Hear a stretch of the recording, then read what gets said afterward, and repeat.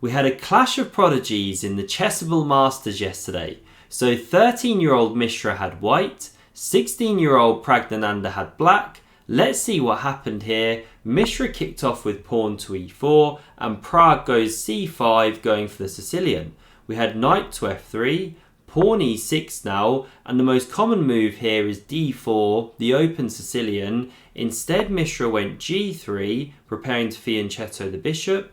The knight came to c6, bishop g2, knight f6 from Pragg, and now you can kick on with the pawn, then the knight would come into d5, but the most common way for white to play here is by defending the pawn, either with pawn d3 or queen to e2, which Mishra played.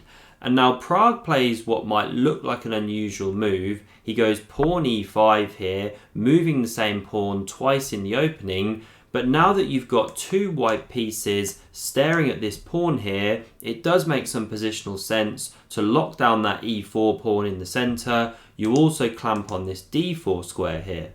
So castles was now played by Mishra. We had bishop to e7, pawn c3, maybe supports d4 in the future. Castles now from Pragg. The knight came to a3, it can't come to c3 of course, so it's going on a journey back into the middle of the board. We had d6 from Pragg. You don't want to be going d5 here and opening up the centre before you're properly developed. It's just not the best pawn structure. So d6 played, knight c2 now, it's coming into e3 here, rook to e8, and once again, white doesn't open the centre just yet with pawn to d4. This isn't the right moment to do it. The rook is staring opposite the queen. There's too much pressure on the e4 pawn. So d3 was played instead. Pawn to h6. This knight came to e3, so it's looking at those light squares. Bishop e6 covered them, and now knight to h4 carries on this light squared strategy, opens up the bishop here, but it does give Pragg to strike in the centre now, a really nice move which he finds, pawn d5.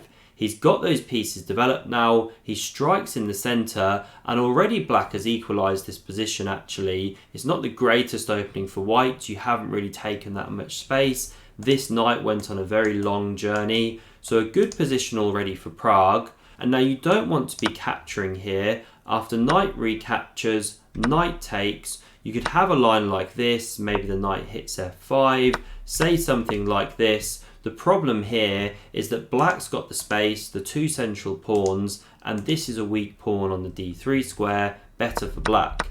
So we didn't have captures on d5, just running it back here. Instead the knight hopped into f5, and now Pragg kicks on, pawn to d4, he claims yet more space in the centre.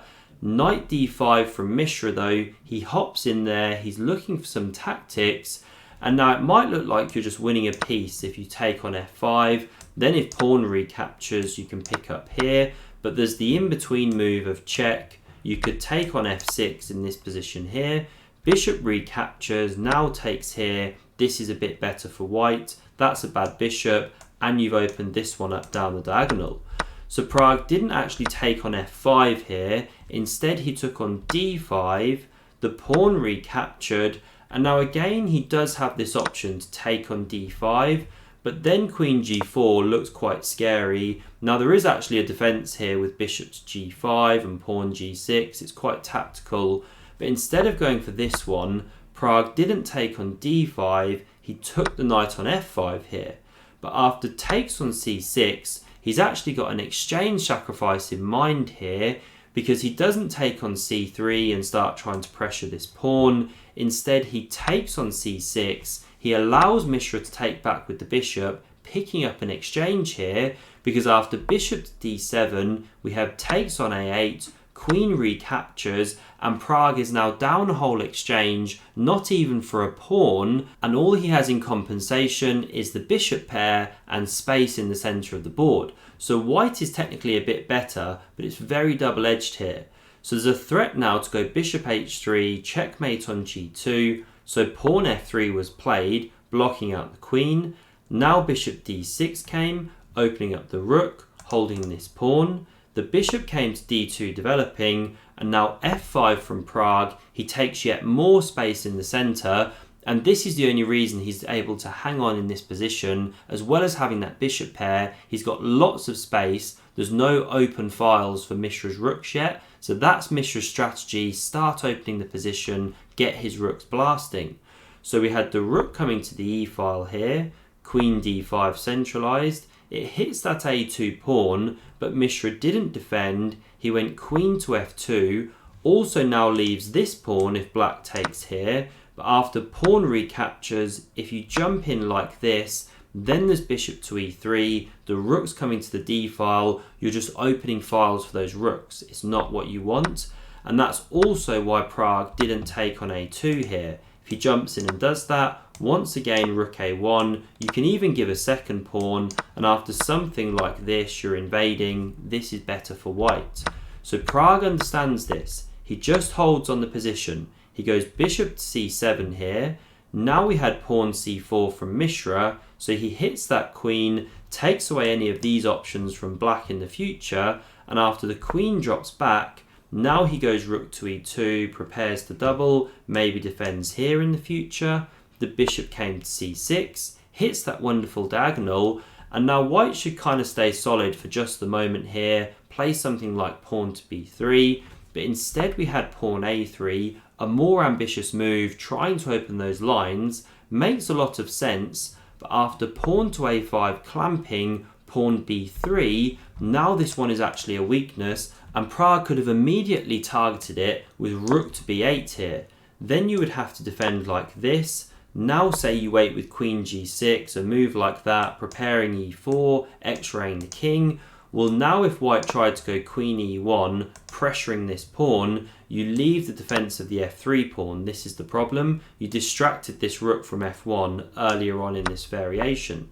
So rook b8 was best, pressuring that b3 pawn immediately, but Pragg drops his bishop back to a8, a waiting move here, maybe bringing the queen there one day, but now queen e1 can come. And this time, the rook still holds f3, so there's no bishop takes. The bishop now pressures the a5 pawn, and so black is the one now babysitting pawns, not white. And although black pressures this pawn, now Mishra can achieve b4. Excellent move, because it opens lines on the queen side here, the bishop recaptures, there's nice files for the rooks to work down here, so Mishra is better. Now the bishop came to c6, clearing the a8 square for the rook. This rook came to a2. The queen came to b7, pressuring that pawn, but a nice move by Mishra. He doesn't passively defend it. He goes bishop to a5. He's now defending it tactically, because this one would drop at the end of the line if you took everything off here. Say you actually took on a5 instead. Well, now the rook comes in and you're pressuring on this e5 pawn. Again, if you take, this is just better for white. You're opening all the lines for the rooks. So after bishop a5, Pragg went rook to a8 here, pinning along that file, and now Mishra brought his queen to a1, adds some defense to the file. We had bishop to d6 by Pragg, and now here Mishra made a mistake. They're running short on time, so he strikes with f4. Now it's a positionally horrible move. You open up that bishop, but he's justifying it tactically. After takes on f4, he then can pick up on d4, he hits the bishop, it really mixes it up in time pressure. This was his idea, but queen e7 comes, and now that bishop threatens to come to c5, skewer the queen to the king. This is really problematic for white. And the best way to respond to this was with rook e1. It's defended from afar by the bishop, hits this queen, forces it back, then you can go king f1, you step off this skewer diagonal, game goes on. Kind of a rough equality. But instead Mishra missed to play like this. He didn't go rook e1, difficult concept to find. He went queen f2 here with the whole idea that after bishop c5, then he can go pawn d4. But this fails to the deadliness of the diagonal, queen to e4 now, threatening mate in 1 down here. You have to respond with queen g2, but now black takes here with check. The whole house is collapsing, as you can see.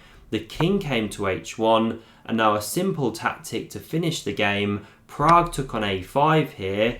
You can't recapture this one, or this is mate on g2. So rook e2 was played instead, a desperado hitting the queen, but now simply takes on g2. The rook recaptured, and rook a2 was the final move. This rook is pinned, it's dropping off. You can't even defend it with this one because of this deadly bishop here. So lovely use of the two bishops from Pragg there and the space squeeze. Really great fight from these two prodigies. If you enjoyed this game and want to see another amazing Mishra game, click here. Thanks for watching, see you soon.